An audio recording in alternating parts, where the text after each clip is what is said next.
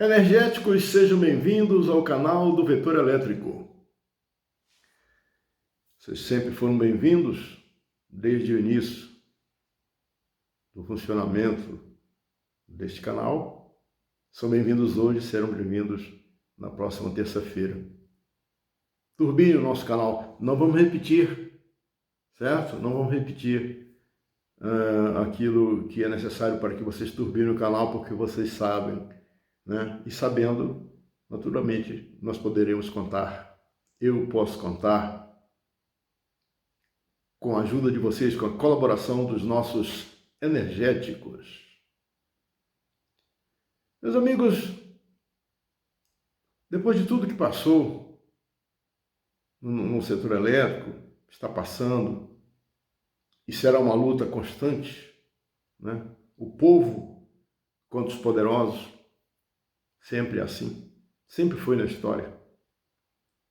A luta daqueles que batalham dia a dia para ganhar o seu pão para sua família, contra aqueles que guardam dinheiro, fortunas, à custa do trabalho, à custa da produção, dos mais humildes, ou não tão humildes assim, porque eu estou dizendo humildade no sentido de que quem não estudou, não é? Quem não teve oportunidade de estudar e que não está compreendendo exatamente o que está acontecendo com o país.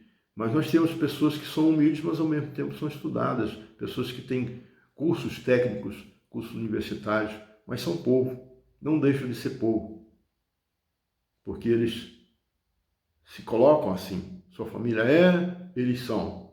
Eles não gostam também, essas pessoas que estudam, também não gostam dessa concentração de renda abissal que tem no mundo, e o nosso país é um dos países que mais tem diferença de renda. O acúmulo de renda no nosso país é exorbitante. Enquanto tem gente que fica conferindo centavos para comer pão, outros têm dinheiro para jogar fora, tem dinheiro para comprar político, tem dinheiro para corromper, tem dinheiro para eleger governadores, senadores, presidentes, escolher ministros, influenciar juízes, influenciar cortes com dinheiro. E essa luta é constante. Mas esperamos que a gente amenize, pelo menos, já que a gente não pode acabar, que a gente amenize. Nós temos que fazer com que eles não consigam acabar com a gente, não é? Que não consigam acabar com quem pensa em povo, quem pensa no social, certo? Tem nada de comunista, tem socialista, gente que pensa no social, gente que acha que a fortuna de um país, a matéria-prima de um país tem que ser dividida entre toda a sua população, certo? Assim como os recursos energéticos. E é este o nosso debate de hoje. Assistam até o final e turbinem o nosso canal de todos nós, de vocês e nosso aqui. Um país que foi agraciado por Deus, inclusive diz aquela piada, vocês se lembram bem, que diz que alguém, um anjo, um santo, comentou com Deus, com Jesus, porque eles tinham dado um lugar tão bonito para os brasileiros morarem, diferente dos outros lugares. O nosso país é um paraíso. E ele disse assim: esperem para ver os políticos que eu vou colocar neles. É isso, infelizmente, que atrapalha o nosso país, certo? Um país de tão grandes recursos. O nosso canal, desde o começo, vem falando de recursos energéticos.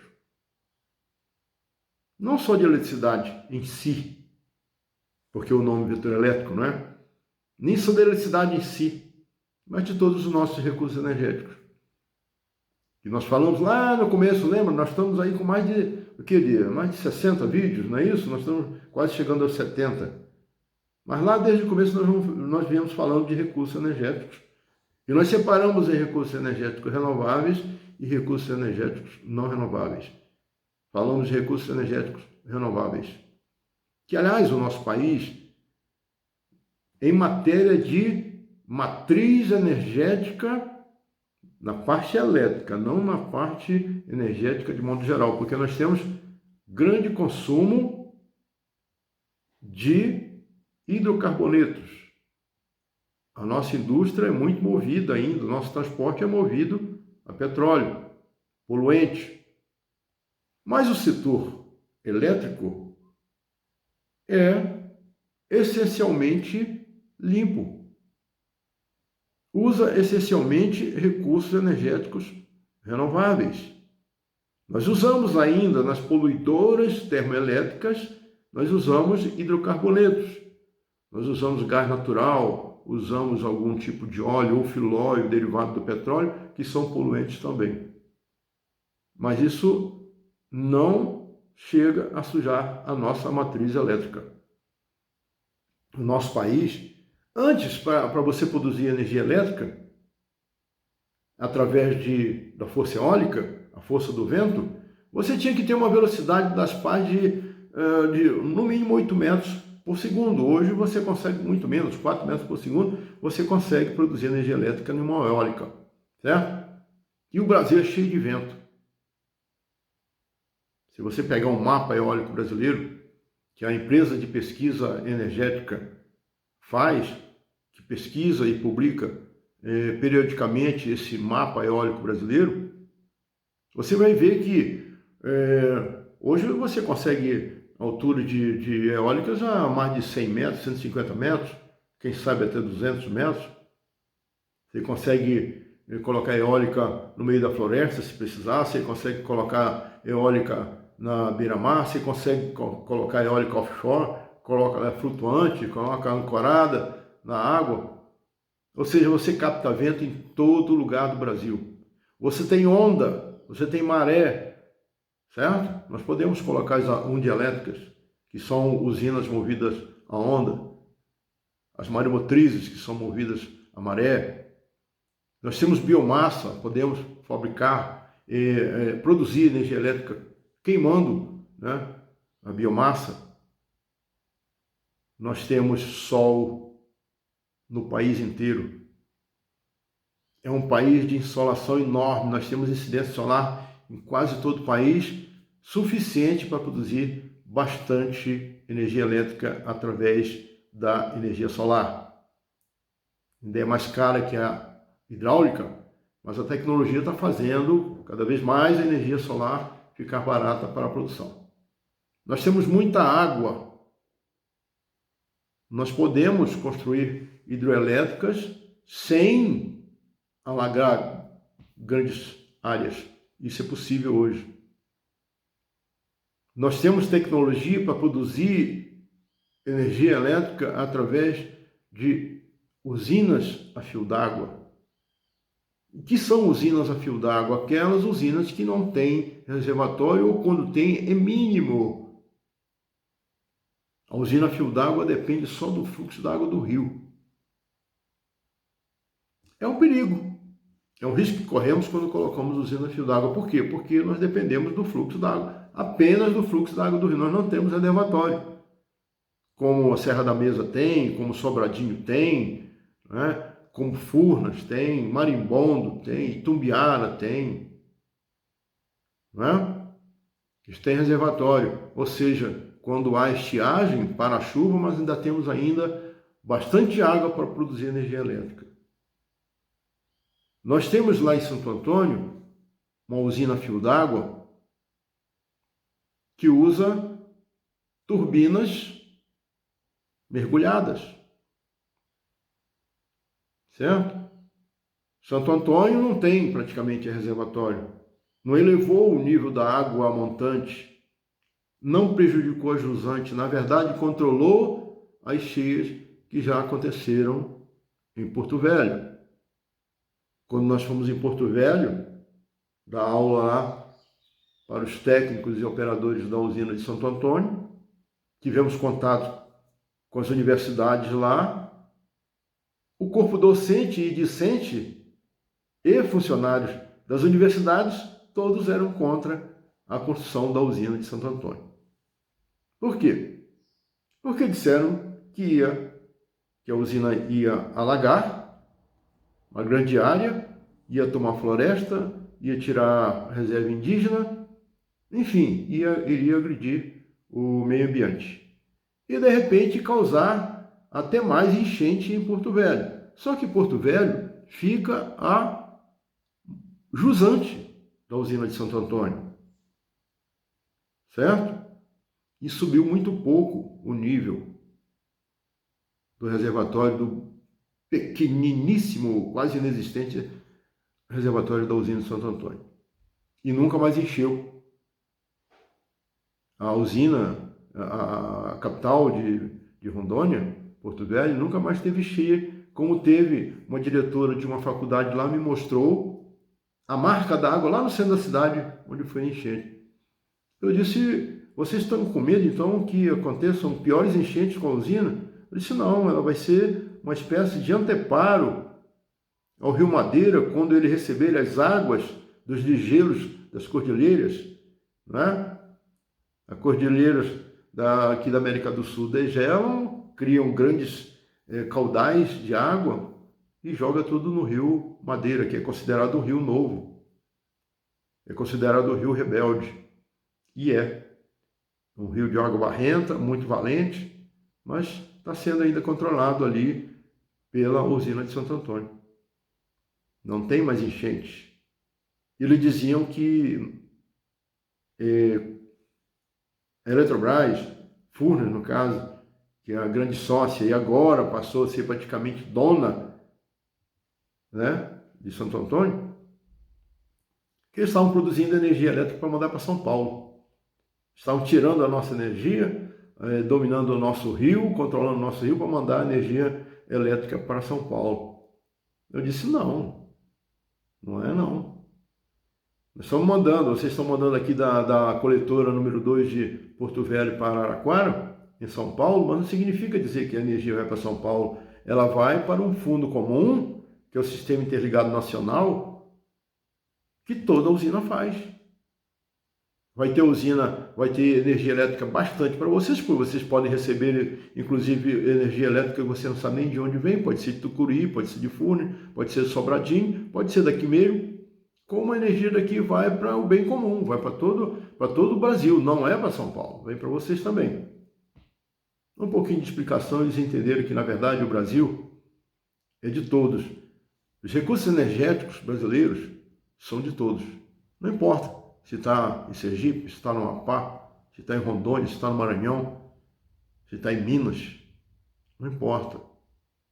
Não é de mineiro, não é de paulista, não é de sergipano, não é de amapaense, não é de amazonense, nem de rondoniense. É de brasileiro. Então a usina lá é dos brasileiros, certo?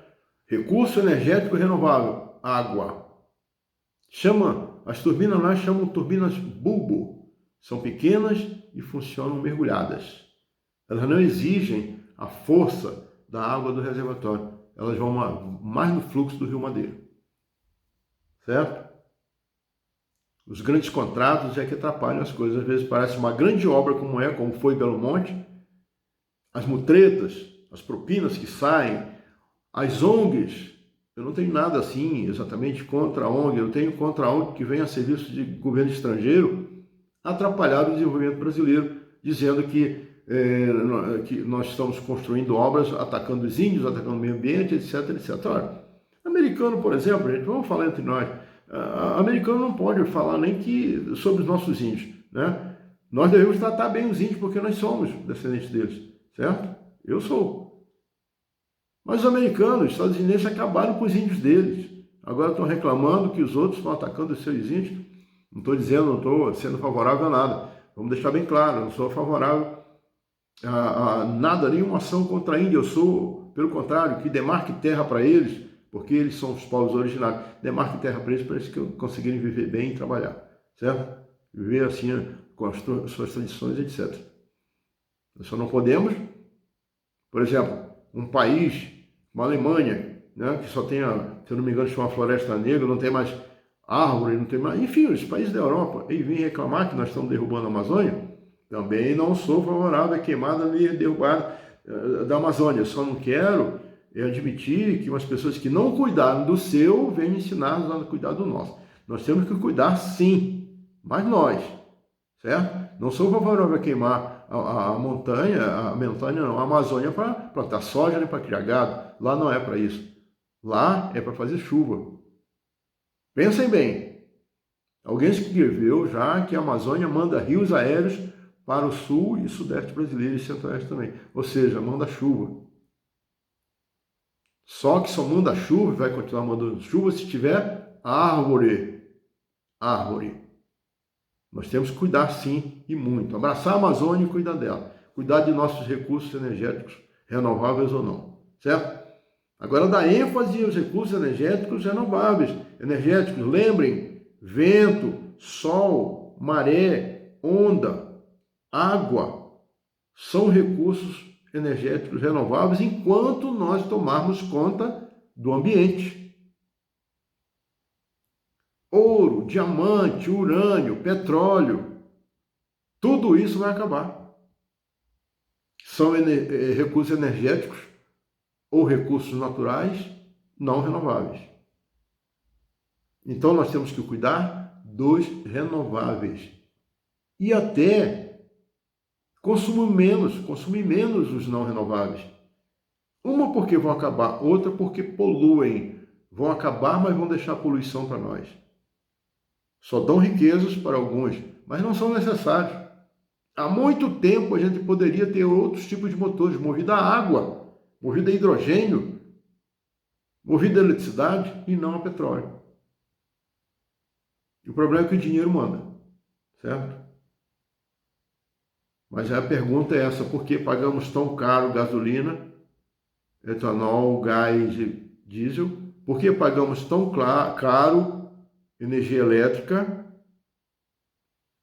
Por que pagamos tão caro 1 quilo de carne, sendo o nosso país com mais de 8 milhões e 500 mil quilômetros quadrados, cheio de recursos energéticos, recursos naturais e matérias-primas?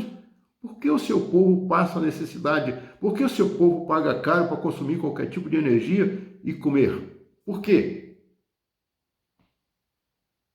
A resposta está em quem administra. Em quem administra, em quem é empresário, em quem é banqueiro. A resposta está com eles.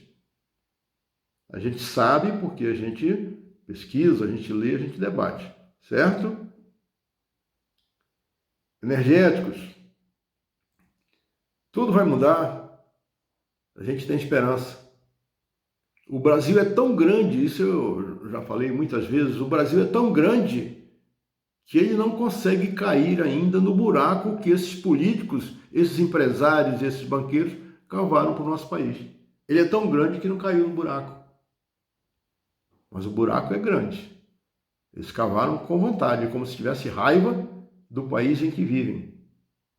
Mas como dizia Barbosa Lima Sobrinho, existem os brasileiros e existem os nativos.